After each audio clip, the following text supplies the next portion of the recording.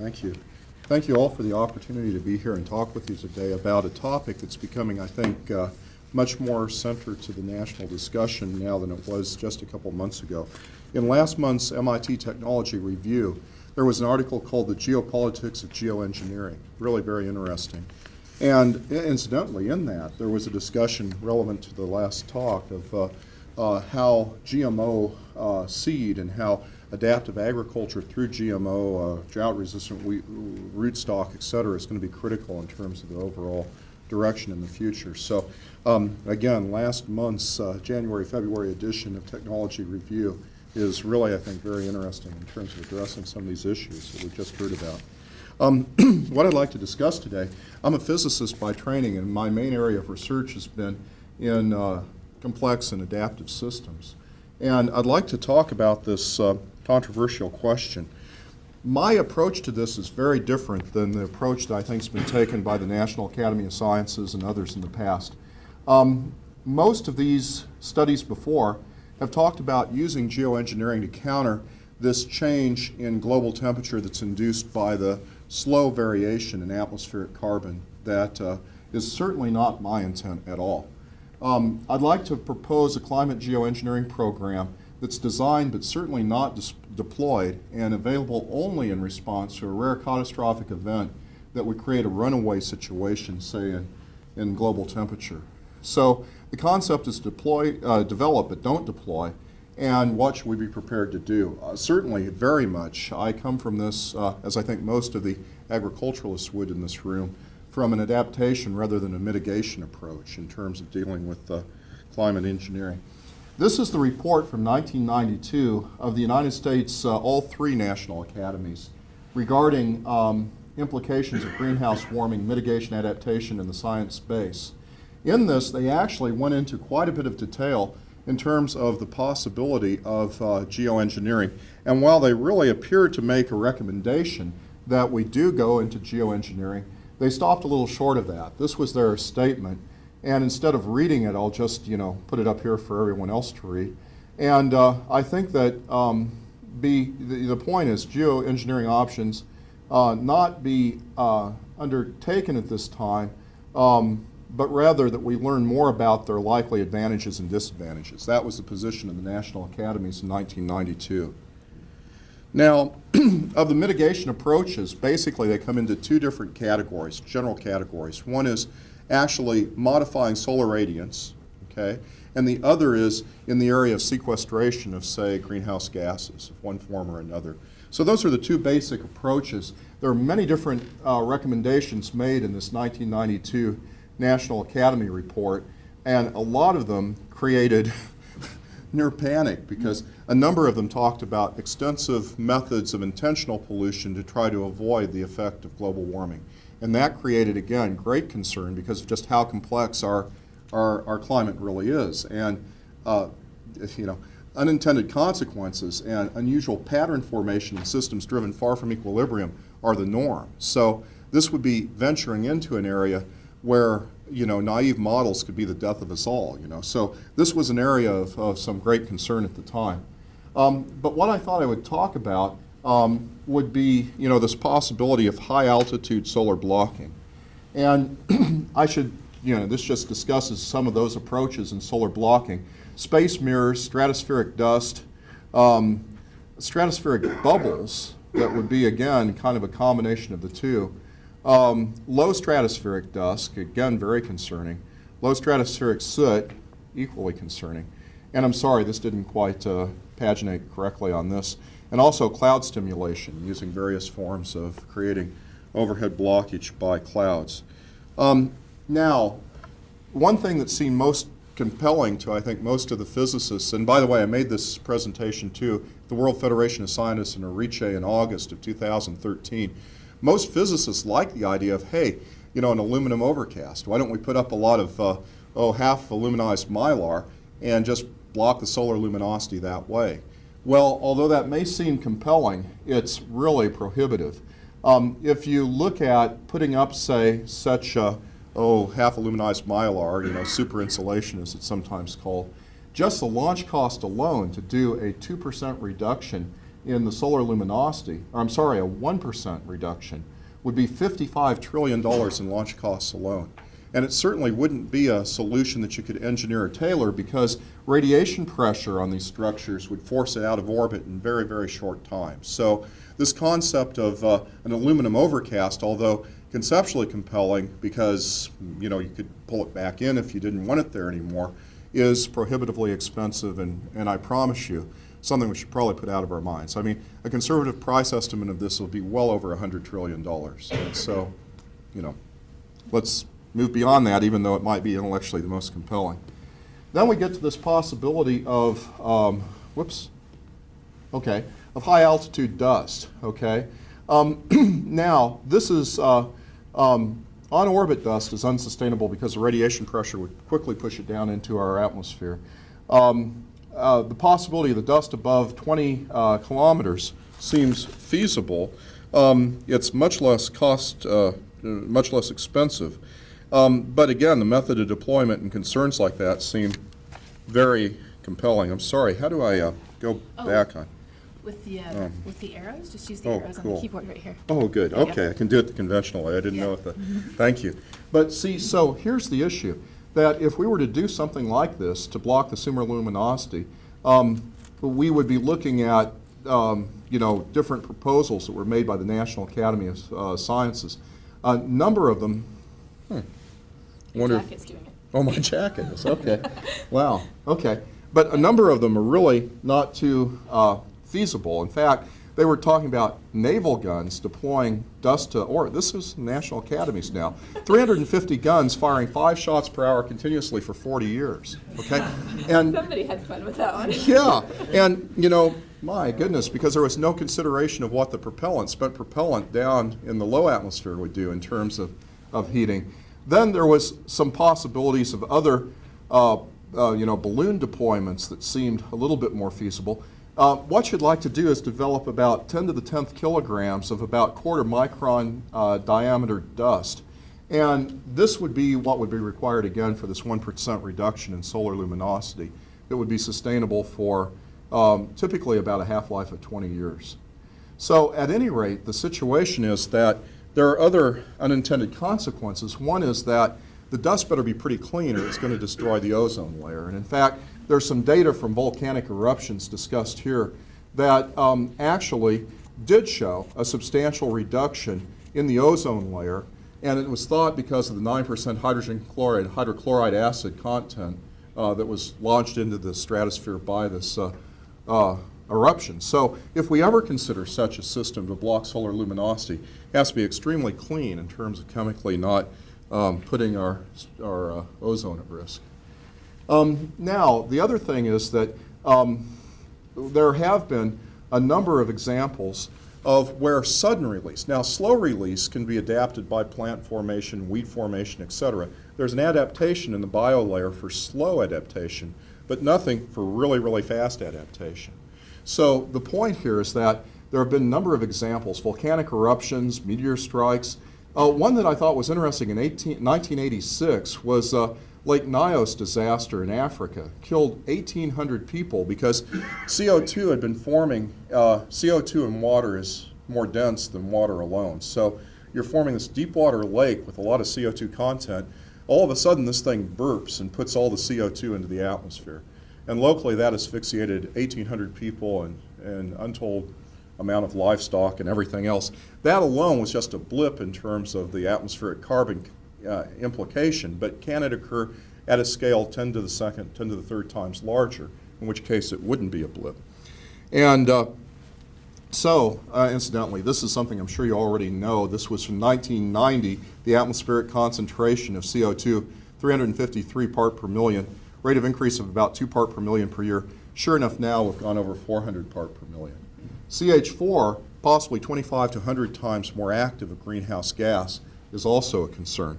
So how about the CH4? There's huge stores of that in clathrates and other methane hydrates that are around the world. And while it's fairly poorly understood, the phase diagrams, the question is at what level, say, global ice loss, at what level of exposure or ocean temperature increase, could we run into a problem with that? And when you take a look at the huge methane hydrate storage that occurs, we don't know, and it's good to say we don't know, but we estimate that the abundance can range between 100 and 530,000 gigatons of carbon. And the actual levels are thought to be probably between 1,000 and 5,000 gigatons. Well, sorry I tripped that, but just to go on to make the point, this is the distribution of those.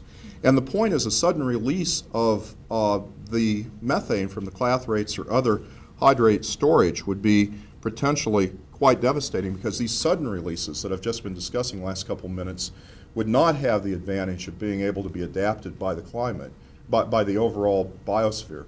It would be a sudden and very rapid heating as a result, and it would be good to be prepared for that. Again, so what I've recommended here is to develop a plan to deploy these. It seems only prudent to do so. Small-scale solar simulator experimentations to see if they have unintended consequences at the lab bench scale. No checking of this at scale. Do not mess with the climate because you don't understand it well enough to do so. Spend very little money, but be prepared, okay? And deploy only if a really desperate situation arises. So that's the approach I've taken to this very complex issue, and I'm looking forward to your comments, concerns, impeachment of the whole concept, et cetera. Thank you.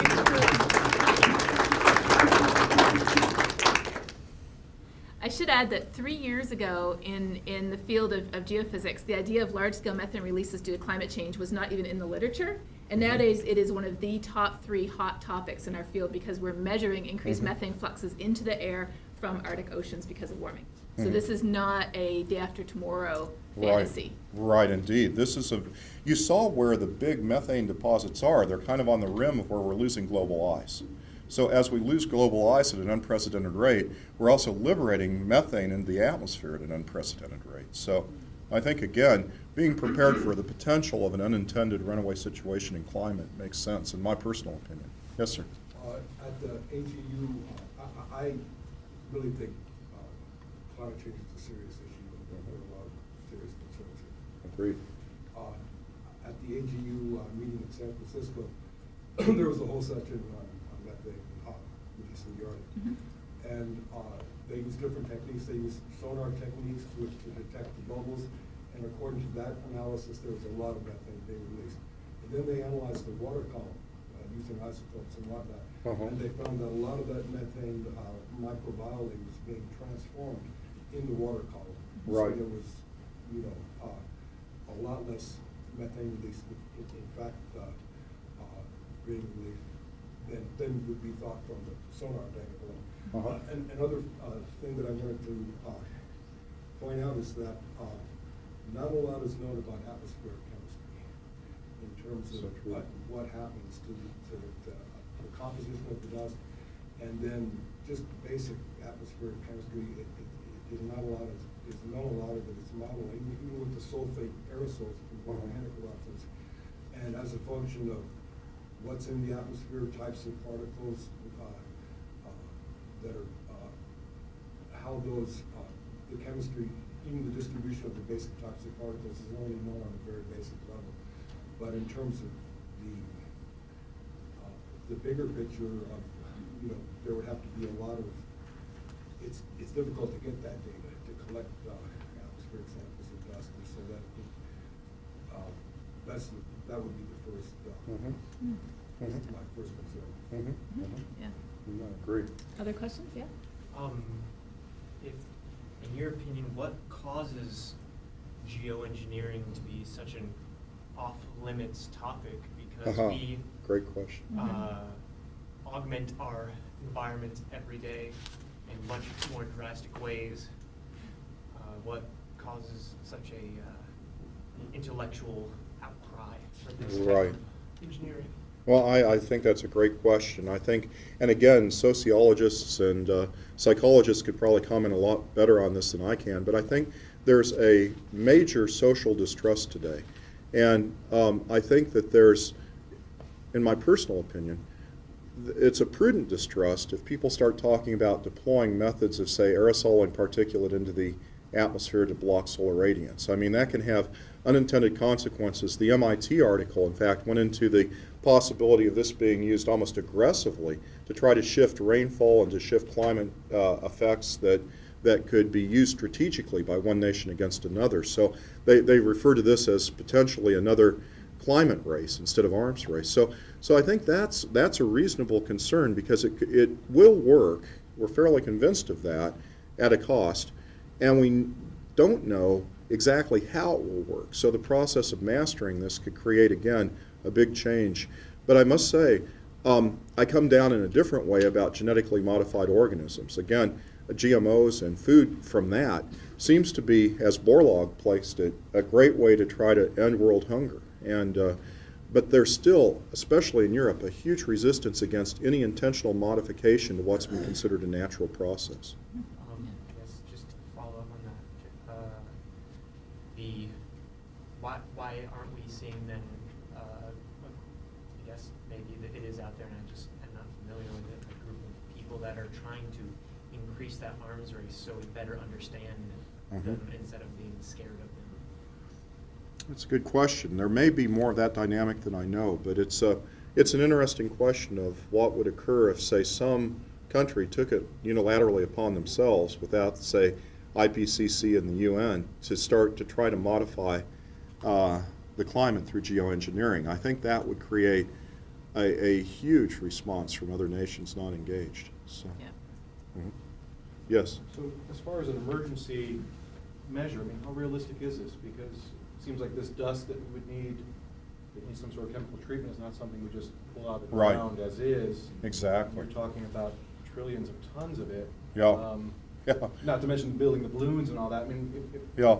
we Well, have a big burp tomorrow, I mean. yeah, what do we do? Even if we have the plans in place. I think with agile manufacturing, it would be good to have a prepared mind, because again, how quickly would this transition occur? How long would you have to respond? That's another thing that some of the climate modelers have been trying to estimate.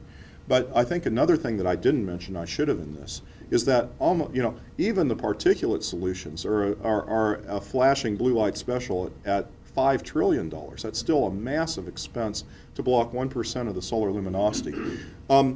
I have a friend, Lowell Wood, who I work with at the World Federation of Scientists in Sicily. He is in with Bill Gates in the most incredible job you can imagine. He thinks of really kind of futuristic things and patents them. I think he has 1,000 patents or more. And one of his patents, Lowell Wood and his collaborators, is the only really economically viable solution I've seen to this. If you see a smokestack, you see this column of rising gases start to go unstable because the viscid layer near the wall of the smokestack isn't there to stabilize it anymore. But they have proposed essentially a nylon smokestack that would reach all the way up to 20 kilometers or more. And it would stabilize massive flow of, say, the particulate to that location. And this could be deployed for well under $1 trillion, well under, probably under $100 billion. So that's the only innovation I've seen. I've got the patent number for those that might be interested, but that's the only sort of feasible, economically feasible method of approach that I've seen that seems viable to me right now. We're relying on a bond villain basically to show up with the writing machine. Well, but see, future, nobody fails to plan. Nobody plans to fail, but a lot of people fail to plan. And so having a prepared mind if something like this took off would be really prudent. And as an administrator, let me encourage any of you that would be interested in, say, taking this up in proposals or something, please go for it. I'm far too busy with all sorts of other stuff to take the lead on it, but I'd welcome other intellectual leadership in that regard. Yes, sir. With those, you've convinced me. This is a solution I don't even want to think about, but Right. you've convinced me in that it's really important to do this. But when you talk about a huge cost and something that has to be deployed globally, the first word that comes to my mind are governments. Okay. And which means that you have a massive collective action problem. Right. If you can't get the Europeans to buy any of our genetically modified organisms because they don't believe in it, now part of that's political.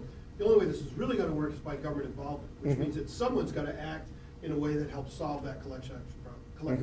Now, maybe it's the World Federation of Scientists, but unless they're taking that science and working with governments, it's all going to be planned and it's going to stay there. And Right. you can't even guarantee a response to one of these kind of catastrophic events that you talked about. Right. That unless we start to bridge that gap, It's just gonna stay there. I agree. I think, at least the way I look at it now, and I'm not a politician, but I would think this being taken up by the UN as a compelling proposal that would gain support of member nations through the IPCC would be probably the best path towards success of such a thing.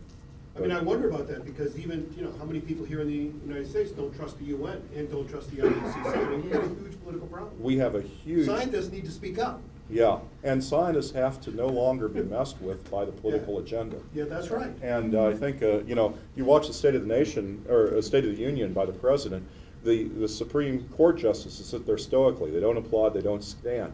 The message is clear. Jurisprudence is too important to be messed with politically.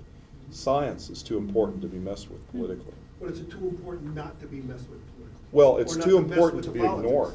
Yeah, it's too important to be I'm making the ignored. causal hour go the other way. Yeah, I'm with you. I think it's far too important. Objective reality, if it's ignored, it'll be to all our peril. Yeah, I agree. But the point is, scientific response or outcomes are not to be manipulated politically.